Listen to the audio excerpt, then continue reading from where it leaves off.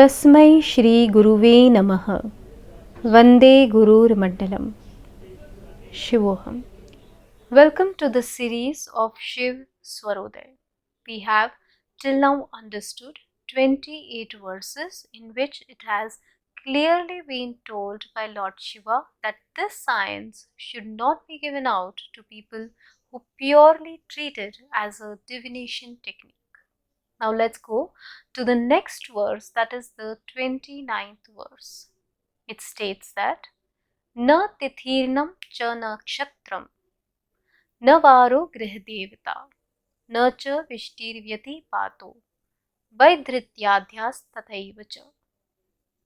It means that there is no obstruction of the dates, nakshatra, days, position of planets and vyatipat or unsteady conditions for the one who knows Swar Yog. With this, let me also take the next verse, that is 30th verse. It states, Koyogo nastyato devi bhavita va kadachan prapte swarbale shuddhe sarvamev shubham phalam. This means that, O Devi, there will never be an inauspicious moment for a Swar yogi. When the strength of Swar is pure, all the results are auspicious. When one has the sadhana of Swar Yog, he or she does not need to consult anyone. Just check the Swar, and if you have the pure strength of the Swar that moment, it becomes auspicious for you. Well, my Guru always insisted that if one is practicing Swar Yoga and trying to align one's prana rhythms to the cosmic rhythms, then one must have a preliminary knowledge of astrology. Why?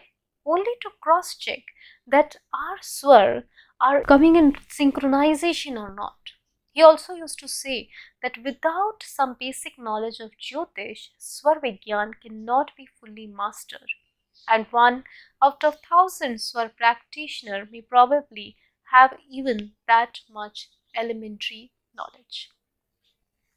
He then painstakingly taught me certain basics of Jyotish as well that were needed to calibrate the Swar and master this science.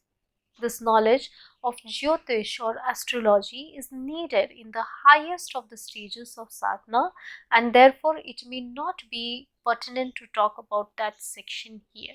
However, let me just briefly give you some understanding of these astrological jargons that Lord Shiva has mentioned.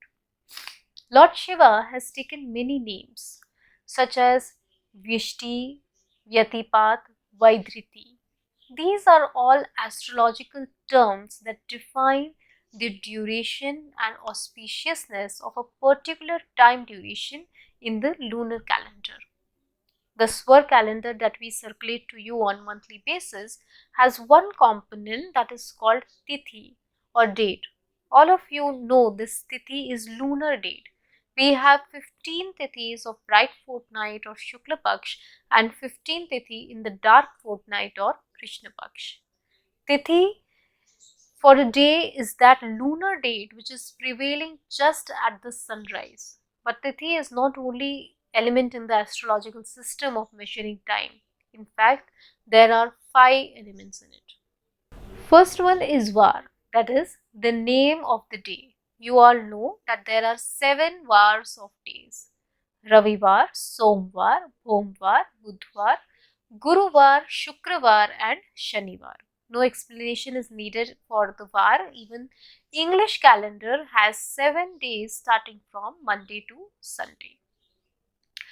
Second element of time measurement is Tithi. In one lunar month, there are 30 Tithis. In Shukla Paksh, from Pratipada to Purnima, there are 15 Tithis, and again in Krishna Paksh, from Pratipada to Amavasya, there are 15, making it 30 Tithis. I have already explained about Tithis, but how a Tithi is calculated? In astrological calculations, every celestial body that seems to be moving in the sky with no respect to Earth is observed to be traversing a complete circle covering 360 degrees cyclically. So, at any given point in time, each of these visible grahas, Sun, Moon, Mercury, Venus, Mars, Jupiter, and Saturn, will have some degree associated with them between 0 to 360, depending on where they are positioned at the time of observation. This positional degree is known as longitude of the graha. I'm deliberately not getting into the details of the ecliptic horizon and cusps, etc., to keep it simple. As a Swar Yog practitioner, you do not need that elaborate knowledge, but few terms you must understand and know their exact meaning. So, to calculate Titi, we subtract the longitude of Sun from the longitude of Moon and divide it by 12. It simply means time taken for every 12-degree difference to be covered between the longitude of Moon and Sun is the duration of a Titi. Third element is Nakshatra.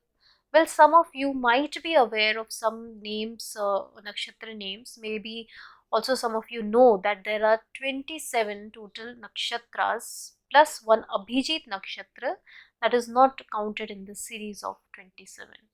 So just for your knowledge, I'll give the name of the Nakshatras in their order. The first Nakshatra is Ashwini.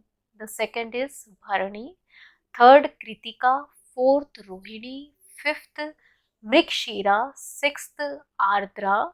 Seventh is Punarvasu. Eighth is Pushya. And ninth is Ashlesha. In fact, this is the first group of 9 nakshatras, and there are 2 more such groups in the sequence. The second group of 9 nakshatras start with Magha as the first, and the second is Purva Phalguni. The third is Uttara Phalguni. Fourth is Hast. Fifth nakshatra in the second group is Chitra. Sixth is Swati. Seventh is Vishaka. Eighth nakshatra is called Anuradha, and the last or the ninth nakshatra in the second group is Jyeshtha. The nakshatras have been divided in the group of 9 each due to specific reason that I would tell you shortly. Before that, let us just know the names of the nakshatras sequentially. The third group's first nakshatra is Mula. The second nakshatra is Purva Ashada. The third is Uttara Ashada. Then comes the fourth, that is Shravan. Fifth is Dhanishta. Sixth in the series is Shatbhisha. Seventh being Purva Bhadrapad. Eighth and ninth are Uttara Bhadrapad and Revati respectively. Although we have seen these nakshatras in 3 groups of 9 each, but if we count them sequentially, the Ashwini will be the first nakshatra and Revati will be the last, that is the 27th nakshatra. These 27 nakshatras have been taken as the 27 wives of Moon as per mythological stories, and in those, Moon particularly loves Rohini. Why this bias in the Moon's behavior has been shown in the story, and I shall discuss it in the next talk. It is enough for today. Please keep in mind, in Indian system of timekeeping, we use 5 elements. That is why the yearly booklet that comes to us from the astrological publications is known as Panchang. Panch means 5 and Ang means parts. So far we have talked about 3 elements of the Panchang. We are left with 2 more elements, that are Yog and Karan. I need to introduce you to these timekeeping methods because Lord Shiva has almost used every term, Titi, Var, Grih Devata terms, which you are not aware of. So we will continue to discuss these things in the coming session also. We will take up Grih Devata, Yog and Karan, and if possible shall also tell you to identify your Ishta Devta. Enough for today. Tasmai Shri Guruve Namaha. I bow down to the divine sitting in your hearts. Shivoham.